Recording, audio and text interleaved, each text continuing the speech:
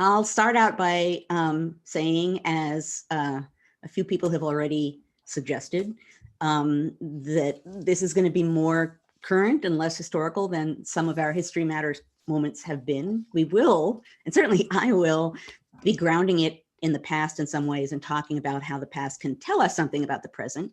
But I wanted to, oops, knocking the table over. I wanted to, as always, but particularly this week, given everything that's happening and given talk about an extreme moment of contingency, this is such a, in some ways dark and in some ways just frightening moment that I thought having this community get together and engage in conversation is a good thing. So that's part of my reason for doing what I'm doing today. But before I continue, I will turn things over to my partner in crime, Matt, who will explain the rules of the game for this morning. Well, good morning, everybody, and welcome. The rules of the game are pretty standard. We are going to use the chat to have a conversation. So feel free to type anything in the chat. Our regulars are really good about tracking stuff that Joanne or myself say down, getting them into the chat, so you have lots of links. Continue that hard work, and we thank you for that. If you do have questions, though, please put them in Q&A. It's how we track what is asked. Makes it a lot easier for us to make sure that we're not doubling up on questions or asking, things that are not germane to what we're talking about. And as always, if you do like what we're doing here at the National Council of History Education, please join us. You can visit us on the web at www.ncheteach.org and look around, because we have lots of good stuff. We have a conference coming up. We have, which is coming up in the beginning of April. We're going to have some amazing things, including a very special performance, I guess. I don't know if performance is the right word, by Joanne. A very special event with Joanne, as I understand, which we're looking forward to. And we'll leak more of that information as we go along. A couple other quick announcements. If you are one of our members, then you would have seen already that we also have another big announcement, which is that on March 10th, we'll be welcoming a very special event with Sarah Vowell, who is, of course, the acclaimed author, historian, personality, actor, I don't know, jack of all trades. She's amazing. So we are really lucky to have her join us for another big event. More details to come in the next few weeks, but space for that will be limited. So please make sure you mark down March 10th at 7 o'clock for that incredible event. One last note is that one of the projects that we've been working on here at the National Council of History Education is we're developing online courses for teachers in particular, but really anybody who's interested to learn about history education, and some different ways to implement those things into classrooms.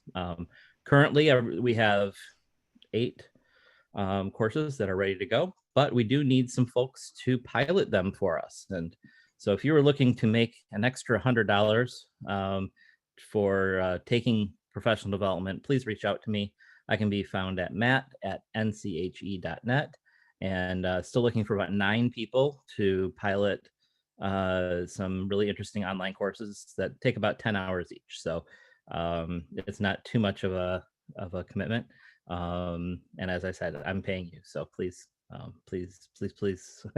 send me an email if you're interested in doing that. It should be a really nice way to engage in some of our online content. And with that, I'll turn it back over to Joanne for our conversation today. Okay, thank you, Matt. Okay, so I'm going to switch my view here. There we go. To say that there's something to talk about this week that's in current events is, of course, a ridiculous understatement. I did want to say a few things at the outset, partly as a historian of violence in the US Congress. I'll say right off the bat that as a historian that has studied violence in Congress for a lot of years, this is a surreal moment. It taught me that as a historian who focuses on violence, I think my detachment from the violence, because it's in the past, has made that easier for me.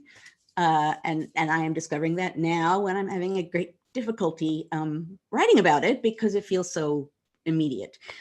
The same thing was true when I was finishing my book on physical violence in Congress. It took a very long time to end it. And I added that the author's note because I was wrestling with the fact that suddenly what I had been writing about from a distance was no longer at a distance.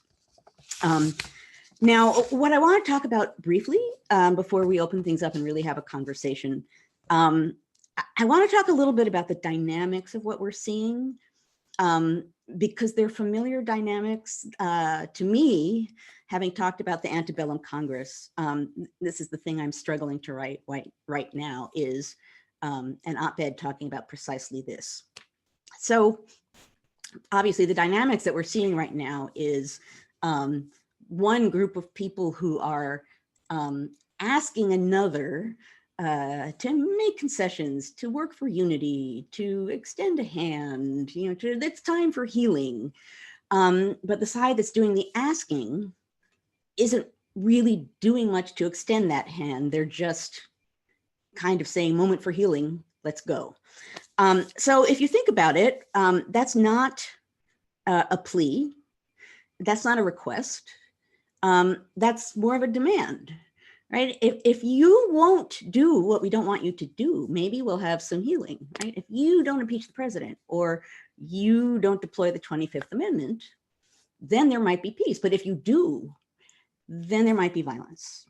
And you can look anywhere and see things written out in basically that way. If you do what you are going to do here, there will be violence. So it's a statement, but depending on who's saying it and how they're saying it, it's also a threat. And that makes me think about the field of blood, about the antebellum Congress and the decades leading up to the Civil War. Because what you had in that time period, what I describe in the book, is a group of people, Southerners in Congress, who felt entitled to not only power, generally speaking, but they felt entitled to dominance of the national government, partly because of the 3/5 compromise that gave them extra representation, partly because they acted as a bloc, which gave them extra power. They were used to dominating the national government. They assumed it was their right. They assumed that if they were vigilant, their slave regime would continue and ideally, in their eyes, spread. And thus, when they felt threatened, when it seemed that possibly they weren't going to have the degree of control that they were used to, that things were going to change, that the demographics of the nation might shift, they began practicing more of a no holds barred kind of politics. Now, they were physically violent in Congress pretty much from the 1830s through the Civil War. So it's not as though they suddenly felt threatened and began being violent, but the dynamic of what they were doing, and particularly when the issue of slavery came front and center, so we're talking more in the late 1840s and definitely the 1850s, that was basically their message, something along the lines of what I just stated, which was, if you talk about anti-slavery legislation, or if you denounce the South or slavery on the floor, you're going to be sorry. And they sometimes said that, not right now we're looking at what I've been calling to myself masked threats. And some of them, as I said before, some people are just making a statement and some people are making masked threats. Don't do this or else. In the case of these Southerners, it's a different time period. It's a more violent time period in American history, but the threats were much more obvious. So these Southerners were wearing guns and knives. They were known as fighting men. Unlike Northerners, they were willing to fight duels and knew that Northerners weren't comfortable with that and used that difference to take advantage of the moment. So basically, Southerners increasingly and more aggressively and more consistently began to assert their will in Congress with threats and violence. And what's interesting about that is, and I discussed this in the book, the thing about a threat is you only need to be violent to fulfill a threat once or twice for it to have power. As long as it seems possible, then it has a power to it, right? So you see violence, then you know violence is possible, and then that threat becomes more powerful than it might have been. So that's some of the dynamic that was going on in the antebellum Congress, is that Northerners and anti-slavery advocates knew very well that there was physical violence on the floor, that there were fistfights and duels, not on the floor, but duels and canings and knives pulled and guns pulled to compel anyone that got in the way of what these Southerners wanted to either just comply and not even stand up and say something, or to not offer much resistance. And it worked for quite a time. I'll mention one or two instances that will echo some of what's going on now. I was looking this morning for the purposes of my other project, and I came across two quotes. I'm now giving you my op-ed, but two quotes that really demonstrate what I'm talking about here. One of them was from a Southerner in the midst of a debate over slavery in 1849, I believe. And what he said out loud is, I know how to handle these anti-slavery people. Keep them afraid for their lives. Can't be blunter than that. So that's bullying as politics, right? That's threats as politics. The other quote actually was from Joshua Giddings of Ohio when he first comes to Congress. And what he sees, and he writes about it in his diary, is Northerners afraid to stand up to Southerners because they might get attacked or they might get challenged to a duel. And he writes in his diary, he says something like, and this will be a bad paraphrase, I'm somewhat shocked to see the nature of my Northern colleagues. They're sort of holding back and hiding themselves because they fear standing up to men of a fighting complexion, right? They're afraid to stand up for what they want. And in the case that he's talking about, it's minor. So in this case, there's a Southern congressman who I think was demanding a per diem that he didn't deserve. And all these Northerners said to Giddings, he's a fighting man. I'm not going to object. Not vitally important, but Giddings was really struck by the fact that these Northerners literally said, I'm too scared to say something. And he says, I'm not going to be that guy. I'm going to stand up. And he was, I'm going to talk more about him in a moment, but he very aggressively and physically put himself in the path of these Southerners. So he was a really effective, particularly effective anti-slavery advocate. But at any rate, this dynamic of if you do something we don't like, then there will be violence. Depending on how you frame it, it may or may not sound like a threat, but there's a threat beneath it. And it's a threat that's being heard, right? We heard, or at least I saw yesterday, I think on Meet the Press this last weekend, one member of Congress who was on TV said something like, there are people who are afraid to vote for impeachment because they're afraid of violence to themselves or their families. There you go. So that's government by force. That's government. That's bullying as politics. That's I don't know how many ways to say that that's not how democracy works. But it leads to an obvious question, and I don't have the answer to this question, but I at least want to raise it. The question then is, well, so what do we do, right? And I'm a historian, and I'm not a politician, and I'm not a journalist who is immersed in current politics, or a political scientist who can calculate these things. I'm a historian. But what I can tell you is insights that my book gave me into things that work, or certainly that worked at the time. And one of them has to do with how you respond to those sorts of threats. I think,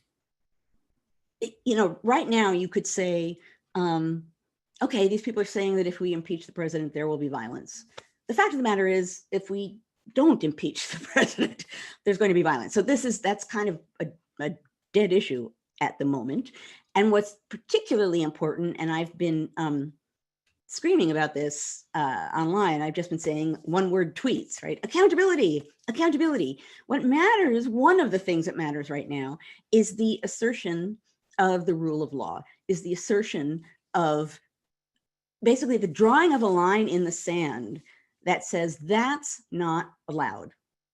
That may sound measly, but I think without that kind of assertion, you're just offering no holds barred everything. I think you need to, particularly in a democracy, which is grounded on dissension, right? Democracies are about different interests coming together and clashing, and then ideally some kind of a compromise coming out of it. But because democracies are grounded on dissension, there need to be lines in the sand that say, okay, well, dissension is one thing, but please don't go beyond this point, because then you're going into a realm beyond government. Now, in my book, when I was talking about the 1850s, one of the things that happened is some Northerners, as things got worse, is that some Northerners began to stand up to Southerners. And by stand up, I just mean refusing to back down, right? So I'm not talking about violence, retributive violence. I'm not talking about actually anything more dramatic than just saying, you know what, we're not going to back down to that. That's, go right ahead. But we're here to do what we've been sent here to do by our constituents. And we were sent here, I think what one congressman says during debate is, we were sent here to stand up, and we're going to stand up. And people in the North responded to that by writing to these men and saying, thank you, you know, now there's a North. Now, there's all kinds of, you know, politics generally is so framed in martial wording, you know, battles and campaigns, which is unfortunate at a moment like this. So, you know, what I just described, you know, we're here to stand up, sounds as though you're getting ready for a battle. And with the 2020 vision of hindsight, we know that, you know, 10, 11 years down the road from what we're talking about here, there is a war. So I'm not saying if we do everything like they did in the 1850s, there'll be a war, right? There's no way out, and that's the way we should stand up. It's really important to remember when you're doing these kinds of historical comparisons that time periods are not equivalent. Assumptions, cultural assumptions and political realities are not equivalent. The nature of society is not equivalent. You can't draw straight lines of comparison in that way. But what I'm saying about the 1850s is, when you see that dynamic of people trying to get their way through violence and basically just stepping away from the rule of law and the modes and methods of democratic governance, having people say, you know, no, you know, we're going to stand here and we're going to impose the rule of law, that had a power. It made Northerners sort of understand the gravity of what was going on. It made them realize that they were being represented on the floor. That mattered too. And this is, I wanted to come back to Giddings, and this is why. Joshua Giddings, who was in my book, I call him an abolitionist toreador, because he made trouble. And this is not what I'm suggesting, but it shows what you can do to make a point. Joshua Giddings would deliberately say something that he knew would set off a Southerner. The Southerners usually were quite happy to oblige, and they would run at him with a cane, or they would pull a gun, one way or another. And what he would then do is basically, he wasn't afraid because he was a big guy and he was willing to fight, but there'd be this sort of moment of crazy outrage from a Southerner. Someone would run at him with a cane, and then Giddings would essentially say to the public on the floor, but through newspapers, ladies and gentlemen, I give you the barbaric South.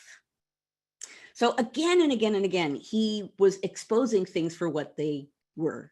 all of that sort of thing, even though we're talking about display and performance and, threats and things that are not quite reality, they matter in a democratic politics because what we think and want as Americans matters. So, as I said, I have no great solution to this moment. But my reading of the past suggests that it's important to hold people accountable if you want to preserve the system that contains that accountability.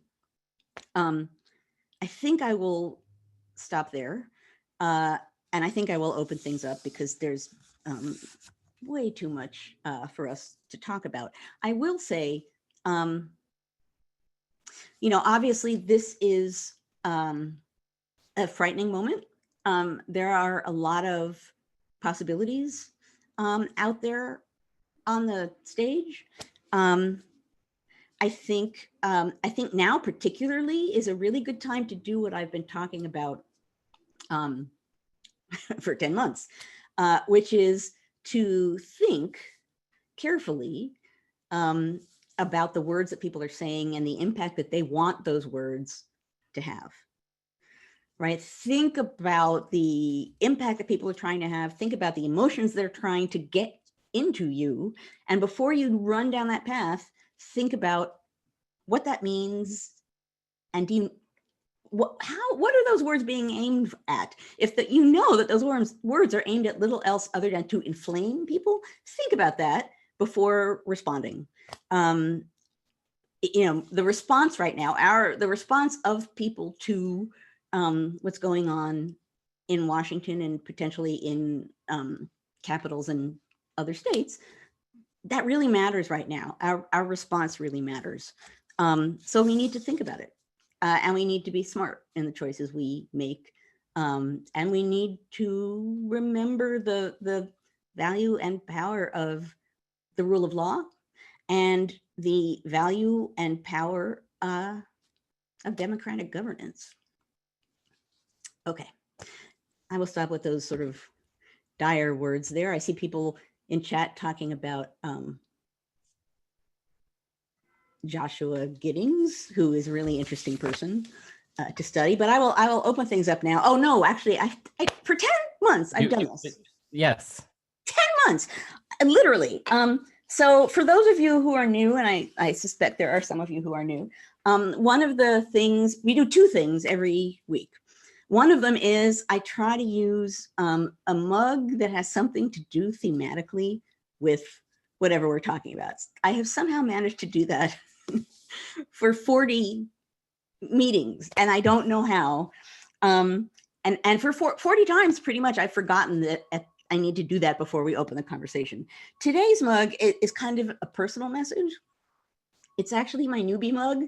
And that's because in the last week, newbie, I've been really happy to have a small little happy creature with me. It's sort of been a reminder of happy little normal things, which we all deserve to celebrate. So that's my newbie mug, is there to celebrate the fact of good and sincerity that is still here, even though all of this stuff is happening around us. Okay, now the other thing we do every week is Matt has a thematic background. Yes, before I do that, I just want to say one of my favorite parts about when you mention newbie is that you do kind of look off like lovingly at him above you. And it's the cutest thing in the whole wide world. I just want to. I do. I just looked at newbie. That's true. It's like I didn't realize that, but you're absolutely. I just noticed it this one time. It was very adorable. Yeah. So the background, some of you got it, is of course the kitchen for I'll move so folks can see the whole thing. Yes, of course, the Golden Girls set. And I'll say why here in a second, but I want to preface this with just that. With apologies, I didn't have a super serious background in me this week.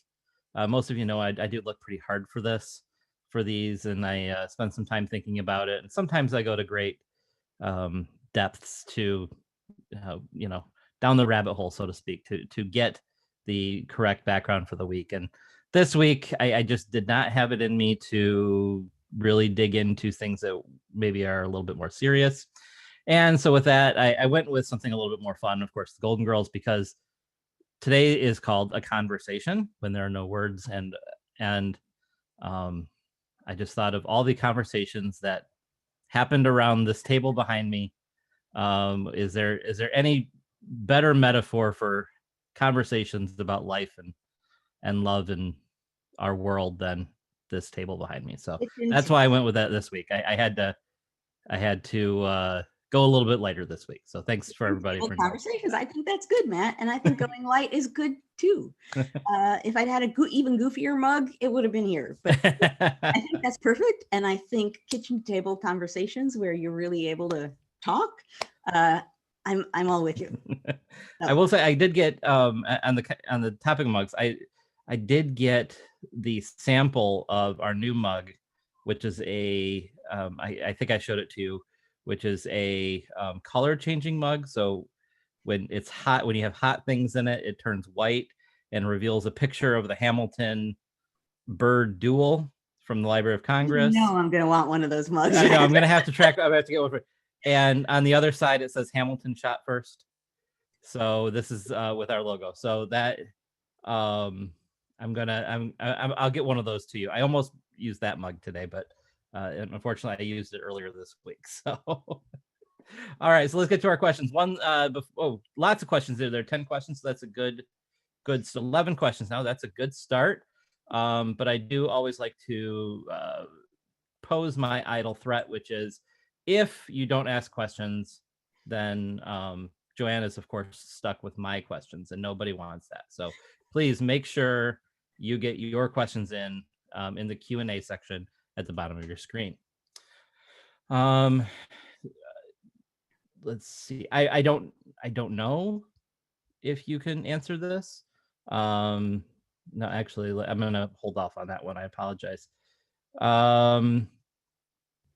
So Gloria asked a question, and I'm going to rephrase it slightly, Gloria, which is that what was January 6th an attempted coup? And last week we talked a lot about terms and how words matter. And I wondered if maybe have you had any more reflection on what to call what happened last week? I know I have, but I wonder where you're at with that. I think that's a good way to start this conversation. Yeah, no, it's a good way to start it. And I'll reiterate what Matt just said, which is last week and in a number of other places, I've been talking about the fact that words matter. And they matter a lot, always. Certainly that's an ongoing theme of History Matters, is that words matter. But I think particularly in this instance, what we call what happened on last Wednesday, or the Wednesday before last, January 6th, can really frame our understanding and interpretation of it. So, and one of the things, as a historian, rather than as an American citizen smack in the middle of this, but as a historian, it was fascinating to watch as it was happening and ever since, pundits and reporters and people like me, historians, commentators of all kinds, struggling to figure out the language to use, right? Really struggling and coming up with a different, we still, I think, haven't absolutely decided. I've seen a couple things. I'll come back to this in a moment, but that's interesting because we haven't had a moment like that that unfolded in that way, and we don't have the word. We're trying to figure out, and the right word does involve motive, as well as the carrying out of whatever happened. So I weighed in on Twitter early on because what I saw was a lot of people calling it the storming of the Capitol. And that's still, I see that a lot. I really don't like that. Storming of the Capitol, first, I think, tones down what happened. There's something sort of olden and romanticized about it, and storming the Bastille, which was a good thing. I just think storming prettifies and in a sense romanticizes something that should not be either one of those things. So I really don't like storming. I see someone saying, exactly, Francesco says like the storming of the Bastille. Yeah, you know, or on Twitter, when I said I object to that, and then someone sent something from The Princess Bride in which the Billy Crystal character says, have fun storming the castle. Right? That's I don't like that, and I'm not going to be able to erase it, but there it is. So I don't know. Some people, I see people calling it siege. I see people calling it terrorism. You know, attempted coup to me is not inaccurate. These were people trying to attack the government and overturn an election. Part of what matters in this case, and this is still unfolding in real time, is the role of others outside of the people doing the attacking, and we don't know that yet. And I would think that that would shape the words we use. I see Beth saying assault. Yeah. So that would work too. I think all of those things work. So for me, I guess I've been saying using attack and thinking probably attempted coup, but I'm waiting to see what's going to come out about, you know, whatever happened in the days before, and were there insiders helping what was happening, and we don't know that yet. Insurrection actually is another good one to use. I think that's accurate too. So anyway, I guess my short answer is I don't have one answer, but I do think it's a really good question, because I think it really frames how we understand this moment, and I think that's kind of the most important thing of all. Interesting. Yeah, I've been my own way. I've been struggling. It's I've become fascinated with the process of radicalization and the degree to which we've seen that in the past, say, 10 years or so. And if you, so I've spent more than a healthy amount of time, or more than, and yeah, looking, sort of reading up on how the radicalization process happens. It's really a fascinating one, I think. Aligns with what we were talking about here today. Tom wanted to get into, and so this is a nice sort of follow-up to what we're talking about, which is today's insurrectionists, which is his word for this, in their anger and rage have the same, today's insurrectionists in their anger and rage have the same inclination for strategic thinking as the Southern defenders of slavery in the mid-19th century? You know, I mean, there's Not going that to we be, expect you to speak for the insurrectionists, but well, but I will say it's a good question, because it raises something that I think we shouldn't do. And that is lump mass amounts of people into one big category, right?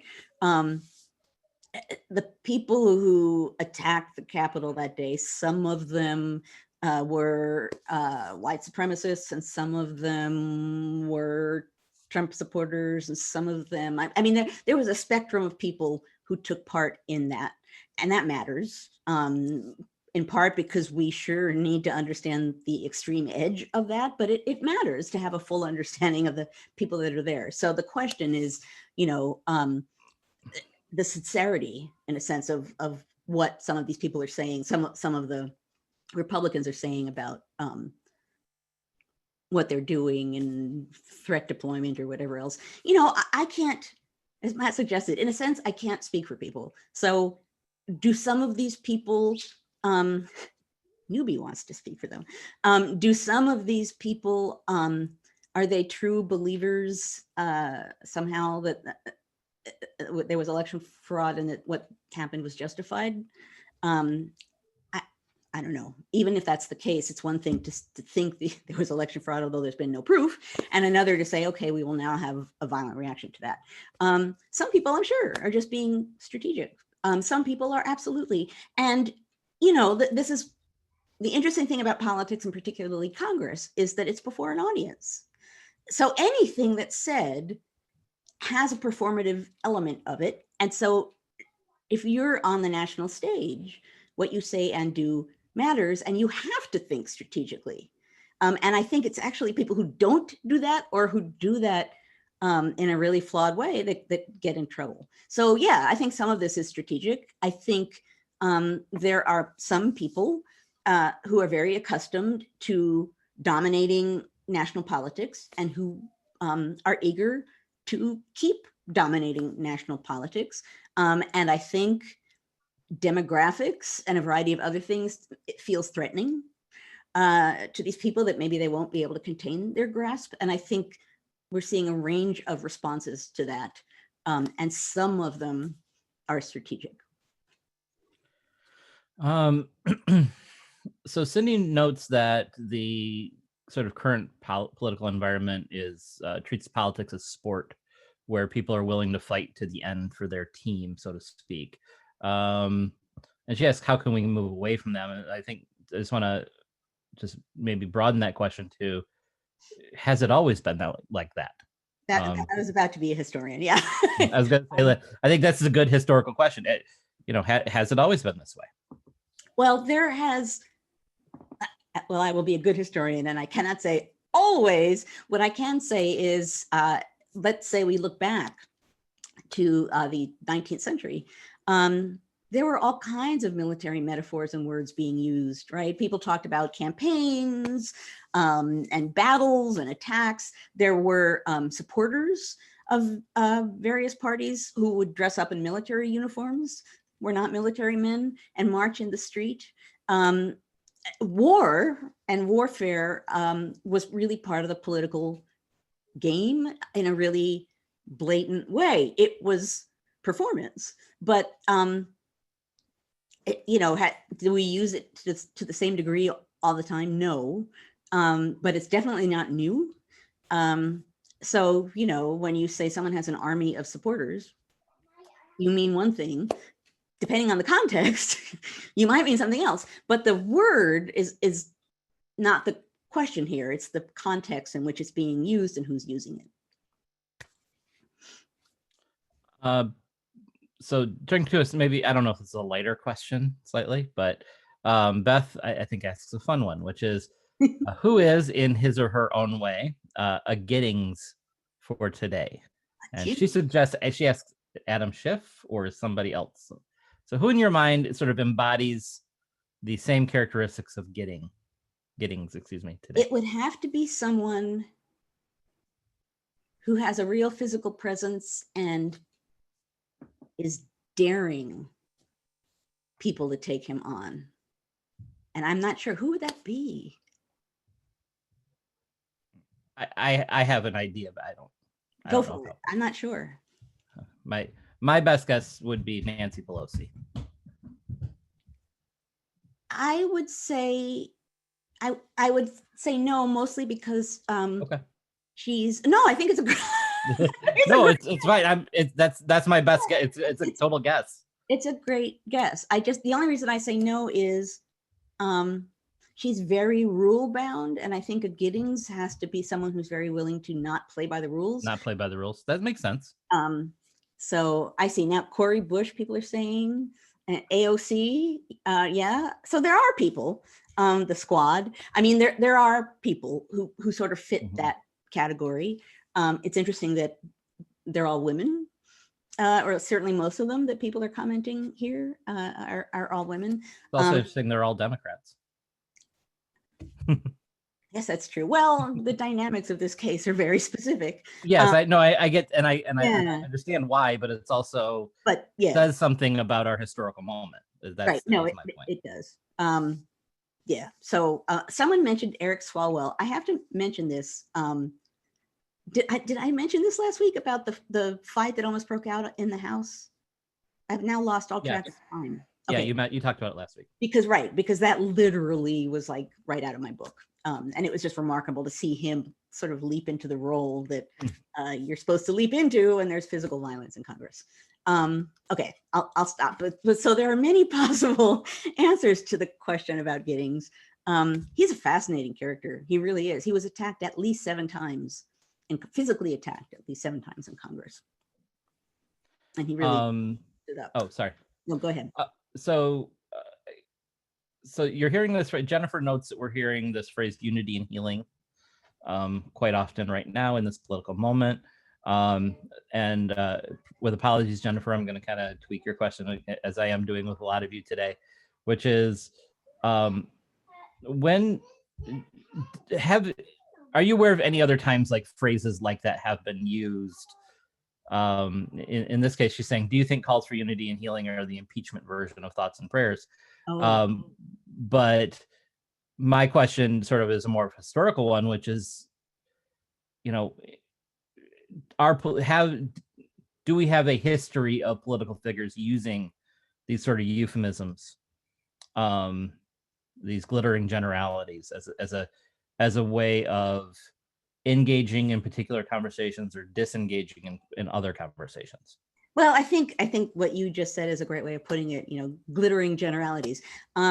They are words that are grounded in democratic governance, right? That have to do with people willingly coming together and forming a union or being unified. Whether we're talking about the big union or union between people.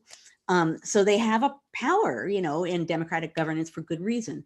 I also think they can be default words that you throw out into a conversation to say, look, I'm being democratic. And it's very hard to argue with someone that says, I want unity and healing. That is a generality. And then you have to ask bigger questions about what does that mean and how does that play out? And it's a complicated question.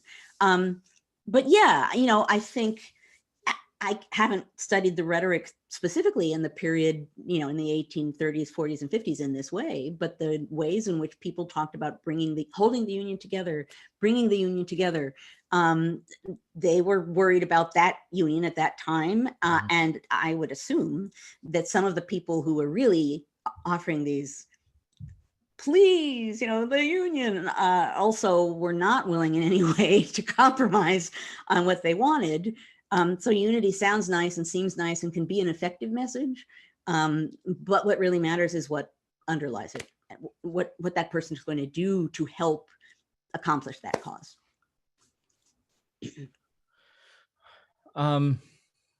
So on that note, then, is Claudia, I'm going to read her question, and then, and again, sort of summarize it for you. So we're hearing a lot about Republicans fearing for their lives or that of their families so they can't vote their conscience.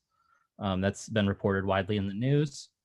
Assuming that's true, what can be done? It seems to need some constitutional courage on their part, but if they're unwilling or unable to summon that, what can Democrats do? And so just framing this in more of a broader context and sort of, you talked about this accountability and using these words and, like that conversation that we just had. Given that, have there been other instances where this sort of occurred, and what can we learn from those? Because I'm guessing there probably are. Oh yeah, for sure. Now, what's interesting, it's one thing to say people were afraid of being attacked in some way, and so that shaped their vote, right? I talked about that throughout a couple of decades there. It happens. And sometimes it's very direct. Sometimes it's a Southerner that says, if you do that, you're going to be sorry. And the person sits down and doesn't do it. So sometimes it's direct that way. I just lost track of the second half of the question. Repeat it for me again. Hang on, I got to go to the dismissed questions. That guys, I'm really tired. It seems to need some constitutional courage on their part, but if they're unwilling or unable to summon that, right? Okay. And maybe a good question is, have we seen this before, where the choice was, it was not a political choice, but a choice of prioritizing family over duty?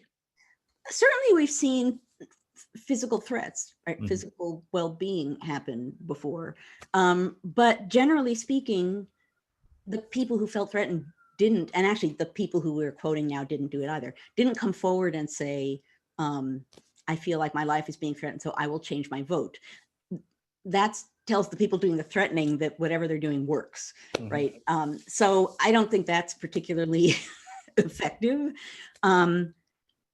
But have we seen moments like that before? Yeah. I mean, I write about them in the 19th century when there are armed Southerners in Congress willing to inflict violence to get their way. But the people who feel afraid are ashamed of being afraid, so they don't step forward and say anything. They do whatever they do and find ways to do it that are not necessarily apparent. They're held accountable back home. And after a certain point, if you back down often enough, your constituents might find someone else. But yeah, I think we've seen this before. The question is, what do the people who are being threatened do? And I think about this all the time when I'm tweeting, and I'm thinking about that as I'm writing my op-ed. I don't want to play up fear because that's a reward to people trying to inflict it. Yeah. Peg wants to know about, we've talked a lot today about violence inside Congress, sort of the parallels between what we've seen in, historically with violence within Congress.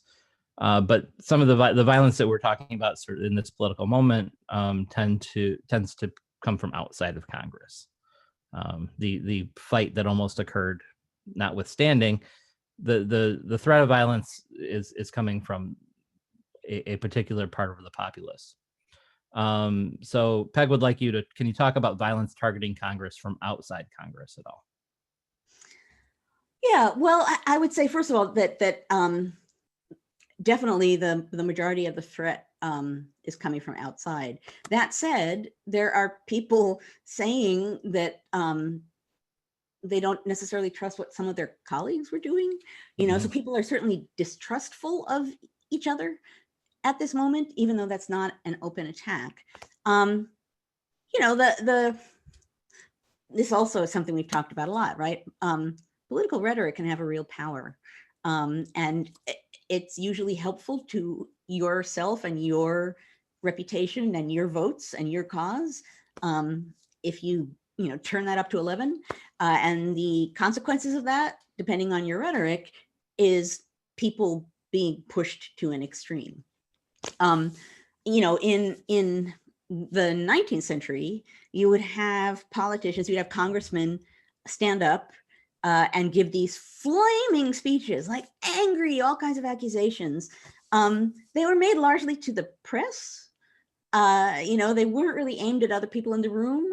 They were called Buncombe speeches, Buncomb, because a congressman from Buncombe, North Carolina, was initially famous for them, and he would stand up, and then someone in the room would say, "It's another Buncombe speech," and he would say, "Right, I'm speaking of Buncombe, guys." That said, Buncombe speeches always cause trouble, right? Those are speeches which, even though there's a performative element, after a while, I found all kinds of letters with people saying, "Oh Lord, it's going to be Buncombe speech day, and bad things are going to happen," and people referring to words as missiles, and that's partly referring to people in the room, but it's also referring to people out in the streets. So yeah, the short question is, it's always a question. Democratic politics is about reaching the public powerfully. Emotion is a big part of that. You need to think, if you are one of the people offering that rhetoric, ideally speaking, you're thinking hard about the implications of what you're doing and not doing things that can be harmful. Politics is never ideal, and right now we're seeing a lot of things being challenged. Not ideal. Yeah. Beth says Buncombe was dictionary.com's word of the day earlier this week. That's where the word bunk comes from. Like, that's a bunch of bunk.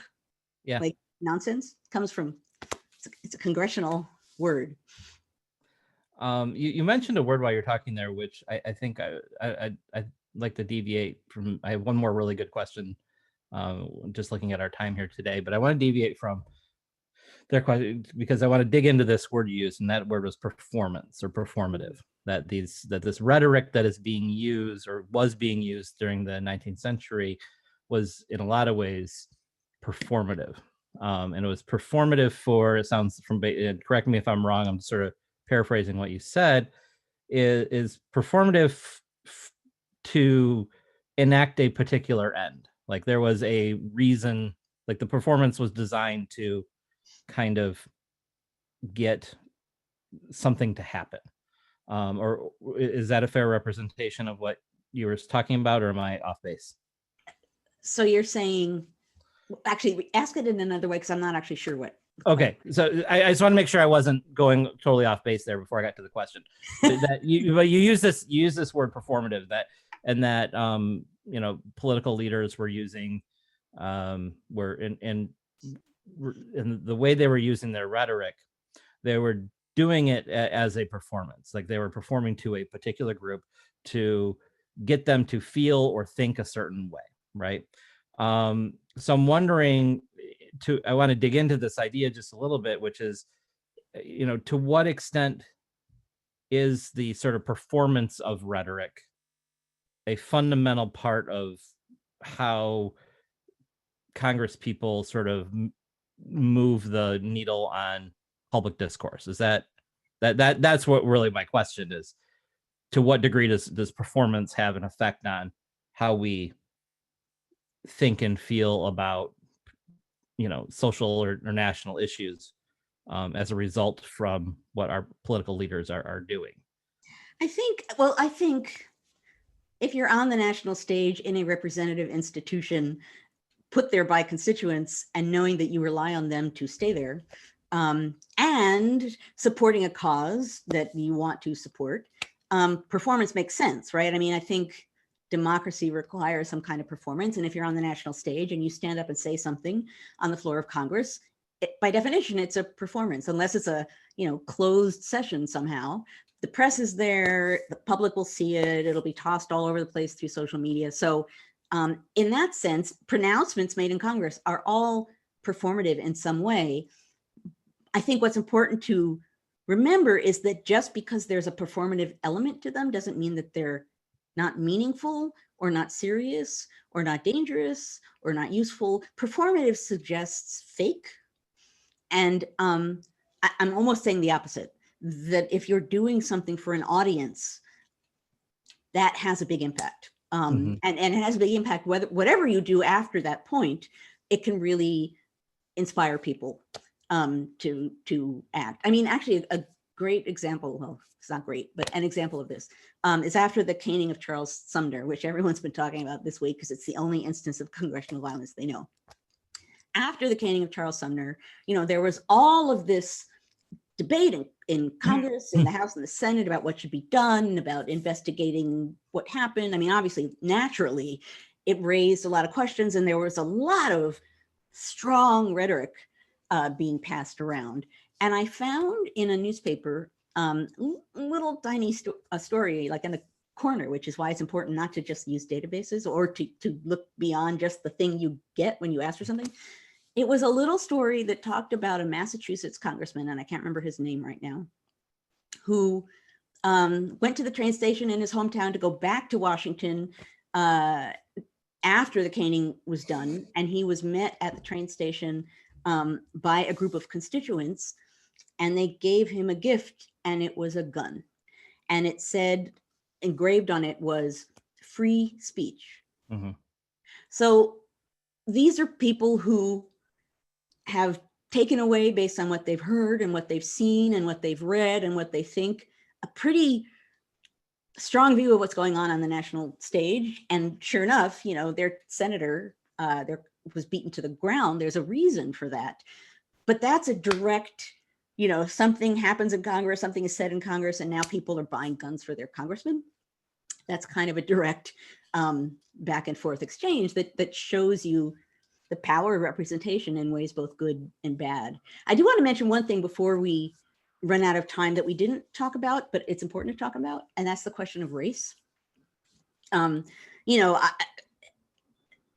can ask the question, why did the people who made that attack seem to feel that there'd be absolutely no accountability for what they were doing, right? Taking pictures, taking selfies, these are people who just sort of did what they did and assumed that they would do whatever they did and leave.